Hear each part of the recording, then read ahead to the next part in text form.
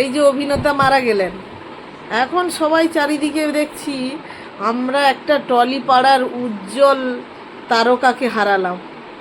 এই যে উজ্জ্বল তারকাটা, এই যে উজ্জ্বল তারকা, তাকে সম্মানিত করা হলো। মানুষ বেঁচে থাকতে কেন এইসব সম্মান পায় না বলুন তো? যত সম্মান ভালো ভালো পায় সবই মরে যাওয়ার পরে কেন?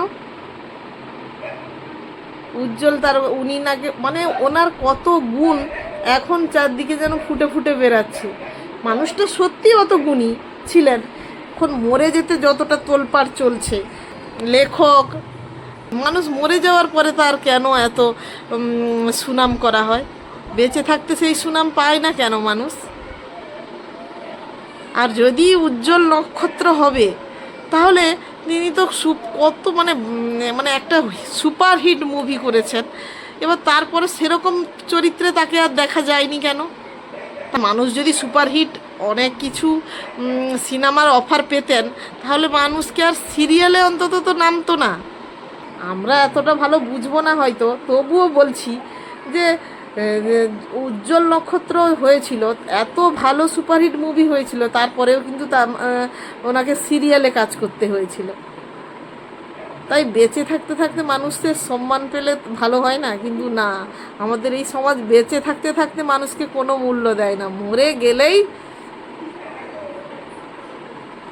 আর এইটা যদি উনি মরে গেছেন বলে আজকে মানুষ ওনার সম্পর্কে অনেক ভালো ভালো কথা বলছেন, উনি যদি এইটা যদি খুব গুরুতর অবস্থায় আবার বেঁচে ফিরে আসতেন তাহলে কোনো মানুষের মুখে ওইসব ভালো ভালো কথা আজকে শুনতে পেতেন না।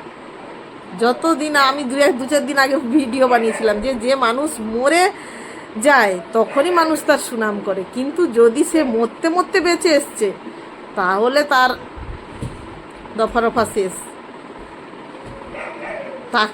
তাকে নিয়ে যে কোন কাঠগড়ায় দাঁড়ানো হবে সে কেউ জানতো না।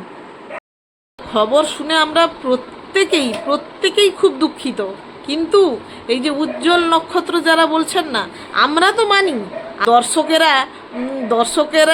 দর্শকদেরই হাতে থাকে যে সুপার হিট ব্লকবাস্টার হিট বানানো কোনো মুভিকে। মানে আমরা মানুষেরা না দেখলে তো কোনো সিনেমার হিট হবে না। তাই আমরা তো খুব দেখেছি, মন থেকে সিনেমা খুবই ভালোবাসি ওনার, কিন্তু তারপরে আর তাকে কোনো ছবিতে কেন দেখা যায়নি?